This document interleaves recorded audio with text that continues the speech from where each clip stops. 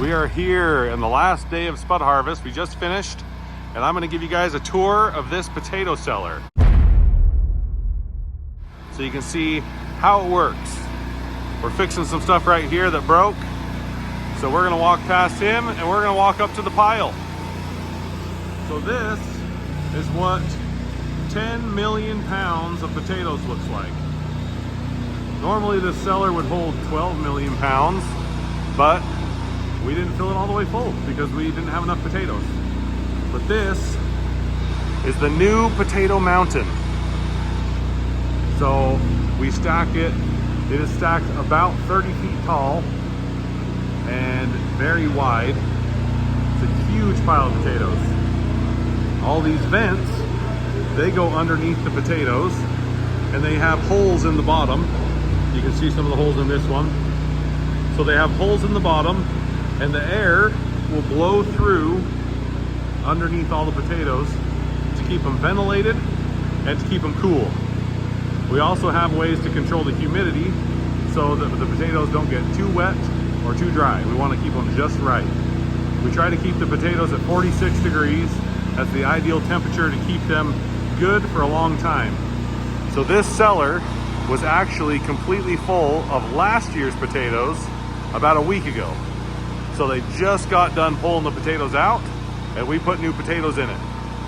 So we can store these potatoes for a year and they're still good. They were still good quality potatoes. There was nothing wrong with them.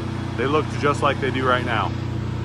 Crazy thing is, all the potatoes that you see in the grocery store have probably been stored in a cellar just like this for about 3 to 6 months. That's how they keep the supply of potatoes in the grocery stores year-round, so you can go get your potatoes all year. They have to store them because harvest is only one time a year. It's only 2 weeks in the fall. So let's go down here. We're gonna go in this little door over here and we're going to go walk down the air tunnel.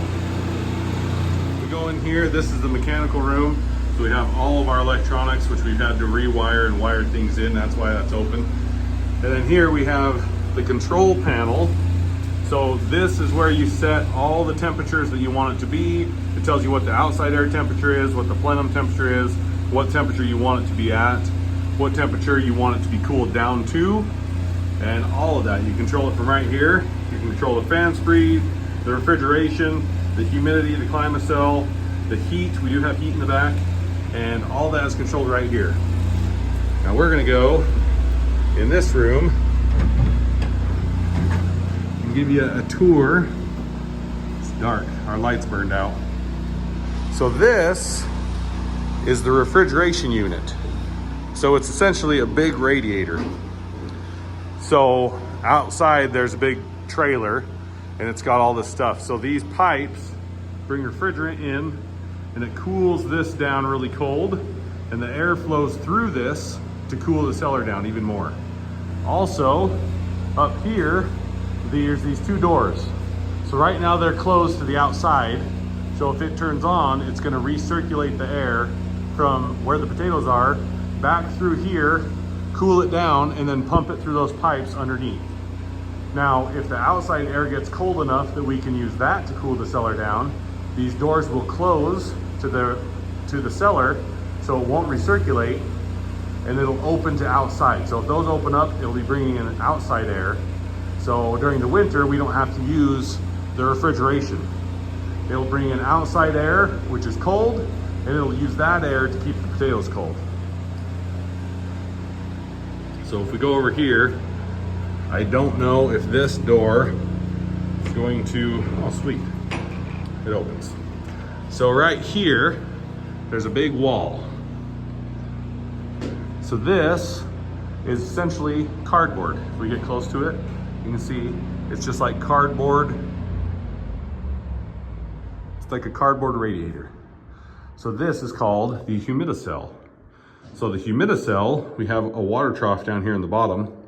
It pumps the water up to the top, and then the water drips down this humidicell. This is about 1 foot thick.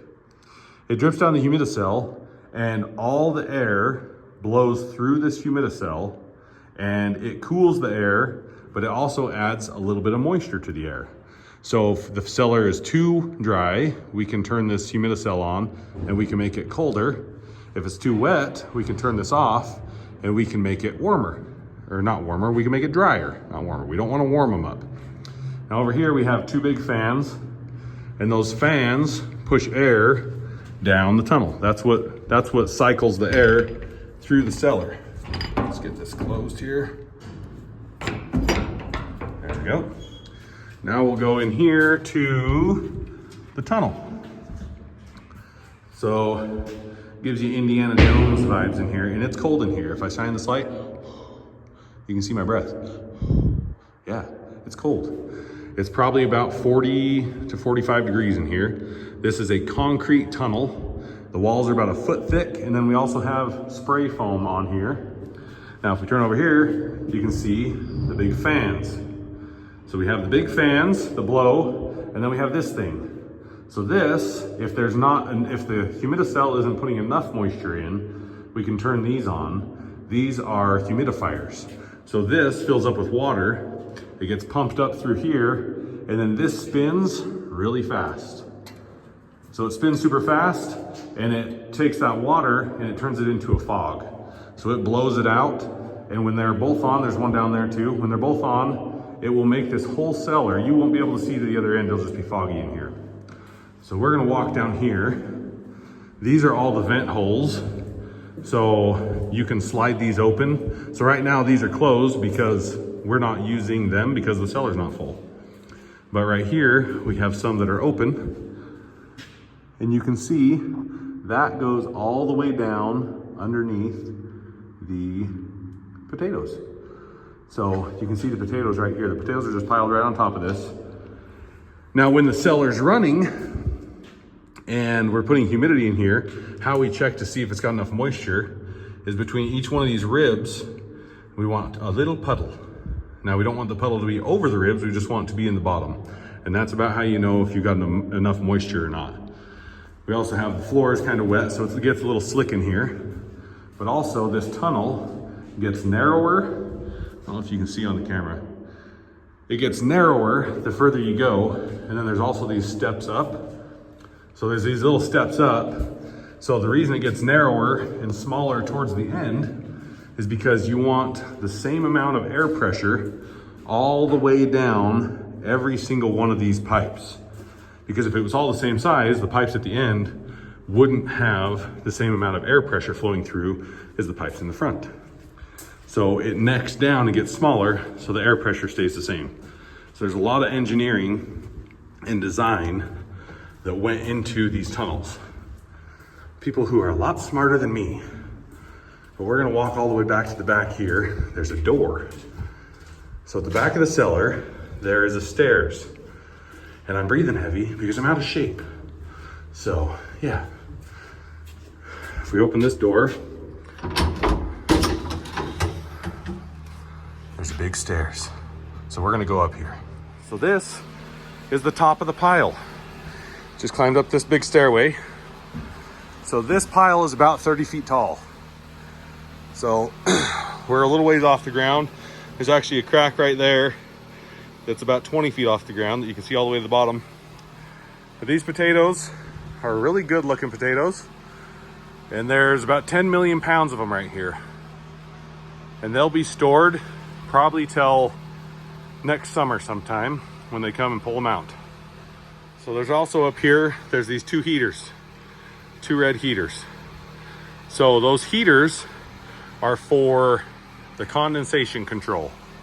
So because we're pumping moisture up through all these, the moisture would collect on the ceiling, like a little condensation on like a pop can. So that moisture collects on the ceiling and then it would run down and it drips off these ribs onto the potatoes. And there'd be a wet line wherever there's a rib or like the lights, there'd be a wet line. We don't want that because if the potatoes get too wet, they'll start to rot. So we have to do a lot of stuff to control the moisture and the rot and make sure the potatoes don't go bad. So that's what those heaters are for. It keeps all the moisture, it dries all that moisture up. It doesn't increase the temperature, but it just dries up the condensation. Don't ask me how, It just does it.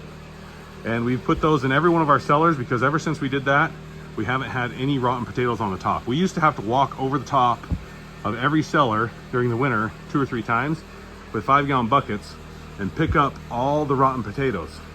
But ever since we put these heaters in, the potatoes on the top don't really get rotten.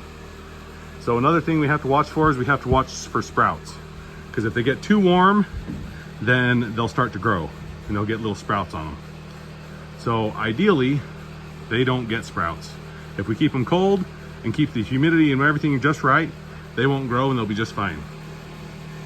Now, I know there are some rumors going around that potatoes are toxic and they have to off gas and all this stuff. None of that's true. You could take these potatoes home right now and eat them. I've done that. I've taken potatoes right off the belts and I've taken them home and eaten them for dinner. So they are perfectly fine. There's no chemicals in them. They're perfect, nice little potatoes. They are really good potatoes and they taste delicious. So we're gonna walk back down and go back out to the front of the pile. I would normally climb up on the pile and walk across the top, but the problem is there's only about 4 feet there. Last year there was about 7 or 8 feet and I could walk across the top. I can't walk across the top of this one. There's only about 4 feet and I'm 6.5 feet tall. So that's not gonna happen. One thing you wouldn't want to do is fall down in this crack because you would not get out. Let's walk down this and go back to the front. Walking through these tunnels kind of gives me a Indiana Jones vibe. It's like Raiders of the Lost Ark or something. We have some other cellars that the tunnels are much more rudimentary. This is one of our newest, nicest cellars that we have. So the tunnels are really nice. Well, there you have it, folks. That is how a potato cellar works. And that is a lot of potatoes coming to a grocery store near you in the form of Pringles and instant mashed potatoes. If you enjoyed it, if you did enjoy it and you want to see more videos, make sure to go down below and hit that subscribe button. It really helps us out. I love you and I'll see you in the next one. What's up, guys? I just want to thank today's channel sponsor, Farmers Defense. They got these awesome neoprene, spandex, whatever you want to call them, sleeves. And I've been using these for a few months now, all summer, and they are awesome. So I've had skin cancer twice and don't want to ever have it again. So I try to use these sleeves as much as I can. They're pretty awesome. They have a little thumb hole so you can actually get it down in your glove. And then they just go like that. So they're just underneath your shirt. So if you're like me and you have really long arms and can never find long enough sleeves, go and grab yourself a pair of one of these. If you're out in the garden or out on the farm, they're pretty awesome. Make sure you go check out Farmers Defense down below. They've got UV protection. They also are pretty bite resistant because I have not had very many deer fly bites because of these, because they don't bite through them. So they are pretty awesome. Make sure you check out the link down in the description below to get yourself 10% off of your Farmers Defense sleeves. I almost forgot the most important part. They keep you cool. These kept me cool. And like, if you're hot, you just get them wet. Man, you'll be like ice cold in the middle of the summer when it's 100 degrees outside. So go check them out.